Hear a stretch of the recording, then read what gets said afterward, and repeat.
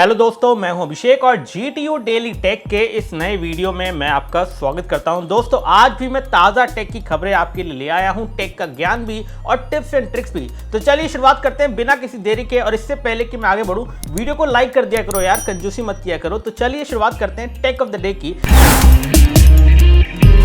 Take off the day में आज आपको बताऊंगा एक और ऐसी टर्म एंड कंडीशन जो कि अगर आप एप्पल के प्रोडक्ट यूज करते हैं तो आपको एग्री करना ही पड़ेगा। क्या आप जानते हैं कि अगर आप iTunes यूज करते हैं जो कि एक म्यूजिक प्लेयर है एप्पल के प्रोडक्ट्स के अंदर, तो आपको ये एग्री करना होगा कि आप न्यूक्लियर बॉम्ब नहीं बना सकते। सोचिए, ये ऐसी तगड़ी वाली टर्म्स एंड कंडीशन सिर्फ एप्पल ही रख सकता है। ऐसे ही इन्होंने एक और टर्म रखी हुई है कि अगर आप आईफोन यूज करते हैं और आप स्मोकिंग करते हैं तो आपको वारंटी नहीं मिलेगी। तो मतलब क्या ही मतलब है इन सब बातों का। बहुत ही मजाकिया बात लगती है, लेकिन पता नहीं इसका क्या मतलब है और ऐसा क्यों इन्होंने अपनी टर्म्स एंड कंडीशन में लिखा है कि भाई एक म्यूजिक प्लेयर यूज करने के लिए ये नहीं होना चाहिए कि भाई आप न्यूक्लियर बॉम्ब बनाएंगे, मतलब आप न्यूक्लियर बॉम्ब नहीं बना सकते, ऐसा आप एग्री करते हैं अगर आप उनका म्यूजिक प्लेयर यूज करते हैं। बड़ी अजीब सी बात है।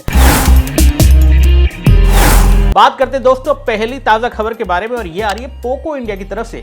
पोको इंडिया ने फाइनली एक्नॉलेज कर लिया है इस इशू को जो कि पोको X2 के कैमरा के साथ आ रहा था। उन्होंने यहाँ पे एक पोस्ट डाली है लंबी सी, उसमें उन्होंने बताया है कि कैसे अगर आपके पोको X2 के ऊपर कैमरा जो है नहीं चल रहा है तो कैसे चलाना है, और अगर फिर भी नहीं होता है तो आप हेल्प एंड सपोर्ट में जाके अपनी एक टिकट रेज कर सकते हैं। उस टिकट को लेके आप सर्विस सेंटर जा सकते हैं, तो जो भी रिपेयर होगा वो आपका फ्री में होगा। और ऐसा भी उन्होंने कहा है कि कुछ लोग अगर फ्लैश कर रहे हैं, अपने रोम को बेसिकली फ्लैश कर रहे हैं अपने पोको के फ़ोन पे, तो भाई उनको वारंटी नहीं मिलेगी। यानी कि अगर आप छेड़छाड़ करेंगे तो प्रॉब्लम हो जाएगी, लेकिन अगर आपके अपडेट की वजह से आपके पोको के फ़ोन में कैमरा नहीं चल रहा है तो this is how you can actually fix it. इसका लिंक मैं आपको दे दूंगा, आप जाके पढ़ लेना। बात करते हैं दोस्तों रिलायंस जियो की। तो जियो ने भी अपनी ट्रायल शुरू कर दिए हैं 5G के, और यहाँ पे ये MM वेव्स और मिड बैंड दोनों यूज कर रहे हैं। मुंबई के अंदर ये ट्रायल चल रहे हैं तो वहाँ पे भी हाई स्पीड देखने को मिल रही है। तो ऐसे में जियो भी एयरटेल के एकदम पास चल रहा है, ताकि 5G के अंदर तगड़ा कंपटीशन जियो और एयरटेल में होगा और सस्ते प्लान हमें मिलेंगे इन दोनों की तरफ से, क्योंकि कंपटीशन होगा तो सस्ता प्लान जरूर मिलेगा। अगर कोई एक होता है ना तो फिर महंगा हो जाता है, और वो चीज़ सही नहीं है, उसको मोनोपोली बोलते हैं। बात करते हैं दोस्तों अगली खबर, और ये है Honor 50 Pro के बारे में। Honor 50 Pro की फुल स्पेसिफिकेशन आ गई है। 6.7 इंच का एमोलेड डिस्प्ले है, 120 हर्ट्ज का रिफ्रेश रेट है, HDR 10+ है। यहाँ पे आपको बहुत ही बढ़िया UFS 2.2 की स्टोरेज मिल रही है, स्नैपड्रैगन 778 है। तो ऐसे में ये फ़ोन कितने का होगा ये देखने वाली बात है। मुझे लगता है कि ये एग्रेसिव होगा प्राइस में, और ऑनर दोबारा से इंडिया में एंट्री कर रहा है, तो I think this should be in between 25 से 30 हज़ार अगर सब कुछ सही रहा तो। और इस फ़ोन का कैमरा बहुत कमाल होगा, क्योंकि ऑनर के फ़ोन या हुआवे के फ़ोन के कैमरा बहुत अच्छे होते थे। तो finally they are coming back, तो it is a good thing. हालांकि Honor is not Huawei any more, it is a different company, तो इसीलिए आपको चिंता करने की ज़रूरत नहीं है। बात करते हैं दोस्तों OnePlus Nord 200 N200 5G के बारे में, जो कि 6.49 इंच के डिस्प्ले के साथ स्नैपड्रैगन 480 के साथ लॉन्च हो गया है। यहाँ इंडिया में लॉन्च नहीं हुआ है, बाहर लॉन्च हुआ है। $240 का है, 17,000 रुपये का, कोई वैल्यू फॉर मनी नहीं है, इंडिया में आएगा भी नहीं। तो इस फ़ोन के बारे में बता रहा हूँ कि OnePlus आजकल मिड रेंज फ़ोन के अंदर कमाल करने की कोशिश कर रहा है, क्योंकि बहुत सारे फ़ोन ये लोग लॉन्च कर रहे हैं। अभी हमारे पास Nord CE 5G आ चुका है, जिसका रिव्यू मैं लेके आऊँगा, लेकिन इनके फ़ोन कुछ एक्साइटिंग नहीं दिख रहे। मतलब Nord तो फिर भी एक्साइटिंग था, ना तो Nord CE 5G इतना एक्साइटिंग है और ना ही ये फ़ोन। तो पता नहीं ये लोग कर क्या रहे हैं, चाहते क्या हैं। बात करते हैं Realme GT की खबर के बारे में। Realme GT 5G स्नैपड्रैगन 888 के साथ लॉन्च हो गया है। अब लॉन्च यहाँ तो नहीं, चाइना में हुआ है, यहाँ पे आ जाएगा बाद में। लेकिन हाँ, ये एक ऐसा फ़ोन है जिसको टीज भी कर चुके हैं माधव सेठ जी। तो ये हाई एंड स्पेसिफिकेशन वाला इनका फ्लैगशिप लेवल का फ़ोन है, तो महंगा होगा, लेकिन इनके महंगे फ़ोन खरीदता ही कौन है, ये भी तो बात है। 120 हर्ट्ज का डिस्प्ले, इसमें रिफ्रेश रेट मिलेगा इसके डिस्प्ले में। एमोलेड डिस्प्ले है, 6.4 इंच का डिस्प्ले है। डिस्प्ले थोड़ा और बड़ा हो सकता है, लेकिन ठीक है, जो भी है। बात करते दोस्तों एक और खबर, Realme की तरफ से ना सिर्फ यहाँ पे Realme GT आने वाला है, नई स्मार्ट वॉच भी आने वाली है, और एक रोम्बा लाइक रोबोट वैक्यूम क्लीनर भी इन लोगों ने लॉन्च करना है। तो वो भी उसकी इमेजेस वगैरह जो है सामने आ गई हैं। तो Realme की वॉच 2 जो है बिल्कुल वैसी दिख रही है जैसे कि अभी Redmi की वॉच आई थी। तो कहीं ना कहीं ये लोग वही करते हैं, सेम टू सेम वही चीज़ लॉन्च करते हैं और लोगों को ऑप्शन दे देते हैं। कुछ लोग Realme खरीदते हैं या फिर कोई Redmi लेता है तो Redmi ले लेता है, भाई इन दोनों में ही घूमता रहता है। ऐसे में ये दोनों ब्रांड एक दूसरे का भला ही करते हैं, क्योंकि जो भी परचेज होता है या तो रियलमी जो नहीं लेगा वो रेडमी ले लेगा, जो रेडमी नहीं लेगा वो रियलमी में चला जाएगा। क्या ऐसा होता है कि आप कहीं और ही चले जाते हैं? ये भी बताना कमेंट्स में। बात करते हैं दोस्तों अगली खबर, और ये है ट्विटर के बारे में। ट्विटर ने लूज कर दिया है अपना इंटरमीडिएट जो एक तरीका है। ऐसा बोल रहे हैं कि अब ट्विटर जो है इंटरमीडिएटरी प्लेटफॉर्म नहीं रहेगा। यानी कि होता क्या है कि एक यूज़र एक ट्वीट डालता है, गवर्नमेंट को वो ट्वीट पसंद नहीं आती है, तो ट्विटर जो है एक तरह से कह सकता है कि भाई हमारा तो प्लेटफॉर्म है, कोई भी ट्वीट डाल सकता है, तो आप जाके उनसे बात करो। तो ऐसे में ट्विटर को अब बेसिकली गवर्नमेंट को रूल्स के साथ कंप्लाई करना पड़ रहा है। तो ऐसा कहा जा रहा है कि इंटरमीडिएटरी जो इनकी पोजीशन है, बीच वाली इनकी पोजीशन है, वो शायद हटा दी गई है। लेकिन ऐसा नहीं होता।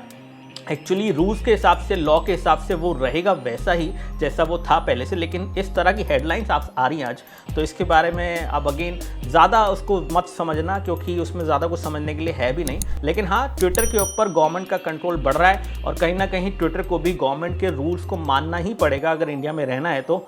और यही सच्चाई है, ऐसा ही करना पड़ेगा, तो वो होगा। आई थिंक ये सही भी है, प्लेटफॉर्म के लिए भी सही है। गवर्नमेंट के रूल्स होने चाहिए, लेकिन I think it should be public, कि भाई गवर्नमेंट क्या कह रही है ट्विटर को करने के लिए, ताकि लोगों को पता चले कि गवर्नमेंट सही क्या कह रही है और गलत क्या कह रही है। क्लैरिटी तो आएगी। बात करते हैं दोस्तों अगली खबर, और ये है एप्पल और गूगल के बारे में। एप्पल और गूगल की इन्वेस्टिगेशन होगी। यूके वॉचडॉग करके कंपनी है वहाँ पे, तो बेसिकली एक ऑर्गेनाइजेशन है जो कि ये पता लगाएगी कि मोबाइल फोन्स के ऊपर कितना डोमिनेंस एप्पल और गूगल ने मचा रखा है, मतलब कितना ज़्यादा अपनी मनमानी चला रहे हैं। तो ऐसे में ये मनमानी पता करने के बाद इनके ऊपर फाइन वगैरह लगाया जाएगा। ये सब डेवलप कंट्रीज़ में होता है, हमारी जैसी कंट्रीज़ के अंदर ये सब चीज़ें सोची नहीं जाती हैं, क्योंकि किसी को कुछ पड़ी नहीं है यूज़र के डेटा की, तो क्या ही कह सकते हैं। बात करते हैं दोस्तों BMI के बारे में। BMI के अपडेट के बारे में ये आ रहा है कि भाई इसमें लॉगिन करने के लिए, इसको प्ले करने के लिए फ़ोन नंबर और OTP रजिस्ट्रेशन चाहिए होगा। यानी कि हर बार जब आप गेम शुरू करेंगे तो आपको एक OTP आएगा, वो OTP जब तक नहीं डलेगा तब तक आप गेम नहीं खेल सकते। तो ये तो बढ़िया है, खास तौर से उन बच्चों के लिए तो ये थोड़ा श्राप की तरह हो जाएगा, क्योंकि अगर उन्होंने अपने पेरेंट्स का नंबर दिया है गेम खेलने के लिए, तो आपको अपने पेरेंट्स के सेलफोन में जाके OTP कॉपी करना पड़ेगा, वो डालना पड़ेगा, तब जाके आप अपने फ़ोन पे खेल पाएंगे इस गेम को। तो है तो बड़ी सही चीज़, देखते हैं क्या होता है।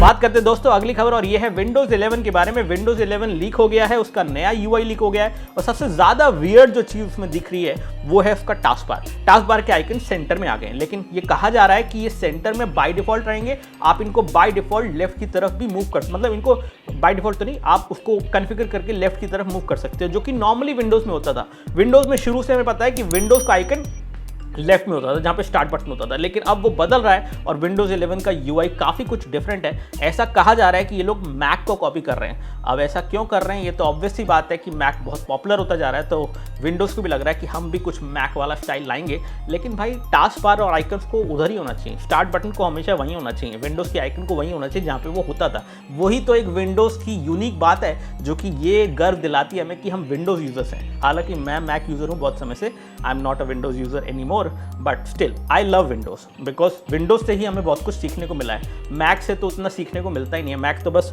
आपकी आंखें कान सब बंद कर देता है कि भाई ये पैसे का ये खरीद लो, वो कर लो, लेकिन विंडोज़ के अंदर बहुत आज़ादी है जो कि मैक में नहीं है। तो बात करते हैं टिप्स एंड ट्रिक्स की। पहली टिप है कि कैसे आप एंड्रॉयड के अलग अलग, एंड्रॉयड 12 के सारे वो फीचर्स जो कि दिखाए गए अभी तो आए भी नहीं है फोन्स के अंदर, एंड्रॉयड 12 अभी रेडी भी नहीं है, बीटा में चल रहा है, आप अपने फ़ोन पे कैसे इंस्टॉल कर सकते हैं, उसके टॉगल्स, उसके मटेरियल, UI के कार्ड्स और बाकी सारे फीचर्स का मजा कैसे ले सकते हैं अपने फ़ोन पे, वो हमने बताया है। आप जाके पढ़ लेना, आर्टिकल दिया गया है डिस्क्रिप्शन में, उसका लिंक मिल जाएगा आपको। और दूसरा ये है कि कई बार नोटिफिकेशन मिस हो जाती है ना, कोई भी एप्लीकेशन की नोटिफिकेशन आती है वो मिस हो जाती है, तो वो नोटिफिकेशन आप मिस ना करें, इसके लिए आपके पास है 2 तरीके जो हमने बताए हैं, जो कि आप अपने एग्जिस्टिंग एंड्रॉयड फ़ोन में यूज़ कर सकते हैं, जिससे आपकी कोई भी मिस नोटिफिकेशन आप बाद में जाके पढ़ लें। इवन वो सब भी कि व्हाट्सएप पे उसने क्या मैसेज भेजा था, क्या डिलीट किया, वो सब आपको पता चल जाएगा। तो ऐसे में ज़रूर पढ़ना इस आर्टिकल को, डिस्क्रिप्शन में आपको लिंक दिया गया है। अब बात करते हैं take meme of the day की, जो कि यहाँ पे अहमद भाई ने डाली है। बहुत ही बढ़िया मीम है, इसके हिसाब से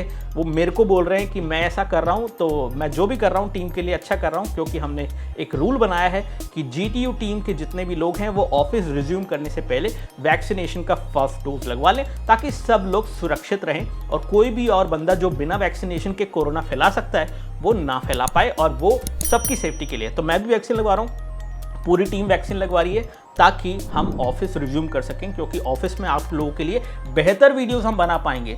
और इसी बात पे इस वीडियो को लाइक कर देना, चैनल को सब्सक्राइब कर देना। जय हिंद, वंदे मातरम, बाय बाय।